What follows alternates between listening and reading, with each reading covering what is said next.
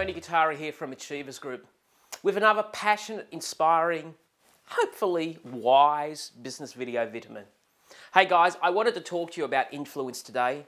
I wanted to talk to you about the 6 powerful principles of influence. We all know that selling is about influence. We all know that marketing is about influence. And we actually know that leadership is also about influence. And I wanted to give you certain triggers. And I think it's really important to know what these triggers are and to see how you can use them in your marketing and your sales and just also building relationships with teams. So let's go through them one at a time and let's explore them a bit deeper. Number 1 principle of influence is reciprocation. Now, reciprocation is universal. It is amazing. It works on the principle, if someone does something for you, you're expected to pay in rekind. So I think it's really important to have a generous spirit. There's an old biblical saying that if you sow generously, you reap generously. And so many of us have a poverty mindset when it comes to engagement. Can I just give you an understanding that in the car industry, I know certain car dealers who are brilliant at this, because what they do is they take the effort of making people cups of coffee. They take the effort of sitting them down and giving them some food and giving them some biscuits and making amazing cappuccinos.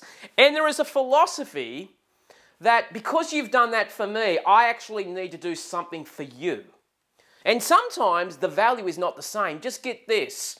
You spend $4 on a cup of coffee and I walk out buying a $40,000 car because of this principle of reciprocation. It's universal, it's brilliant. Please, I ask you to give generously at the beginning, because when you give generously, you're investing in that prospect and then the withdrawal is so much more easier. Number 2 principle of influence is commitment and consistency. Now, what it basically says is that once people make a decision or a position, it's hard for them to back down. One of the greatest insights about developing teams is never giving them the answer. It's allowing them to discover the answer. I call it the aha moment, because when they have the aha moment, they're bought in because they feel it's their opinion. It's their conviction. So if I can get you to understand, if you can get the person to make a commitment to actually ensure that they are consistent, that will actually lead to a much larger sale. That's why so many gyms, so many programs are on a trial program. They're trying to get you into the habits. You know, don't actually buy the entire year. Why don't you just buy it for the week and we'll give you a week. So you're actually creating that level of consistency and commitment. Remember, inch by inch, it's a cinch. Sometimes you just want them to start on the journey of stage 1. Another principle of influence is not what I say about the product or service, because I'm a marketeer. It's what others say. We call it social proof.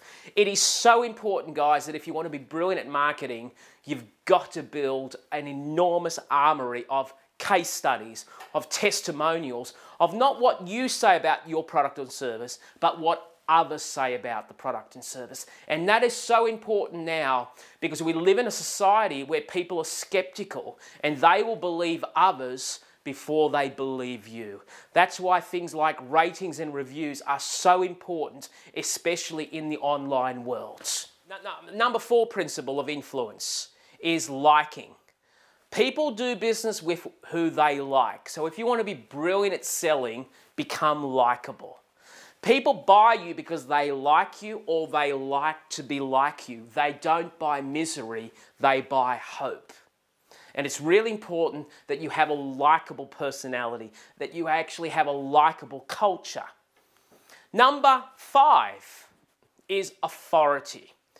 And authority is a very powerful influence. It's the reason why we never challenge a doctor. Well, some of us don't challenge a doctor because we think the doctor knows best. It's the reason why we don't challenge a policeman. It's the reason why we may not challenge a school teacher. It's the reason why we may not challenge a university professor, because they have authority. If you want to be brilliant at marketing and brilliant at selling, you've got to make sure that you have heaps and heaps of authority, heaps of credibility. It's clearly I'm in this zone because I've written a few books. The books actually reinforce my authority in my particular area of expertise. They make me a rock star of sales and marketing because the authority comes through the books. And then people read the book and say, my God, you know what you're talking about.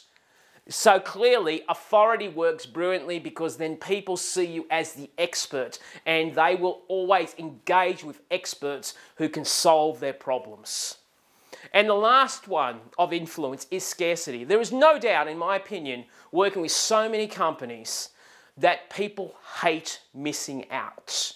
And one of the key drivers of influence is saying to somebody, I'm not sure I can help you because I'm booked out. Soon as you say that, they probably want you. When do they want you? When they can't have you. That's why there are only 3 new cars left in the entire country when you want to buy it, not 3,000. Because if there was 3,000, there'd be no reason to buy. But if you say there's only 2 or 3 or 4, there's scarcity comes in. You could miss out. That's why real estate agents love auctions, because auctions work on the principle of one product, one house, lots of people, scarcity, and scarcity then brings in competition, and competition raises the price. So hey guys, those are the 6 powerful principles of influence. I really do hope they help you. I really do hope that in your marketing, in your selling, and your leadership, you understand these principles of influence and you really drive these key messages in every one of your sales and marketing messages. So guys, until next time, God bless you. Have the most amazing day.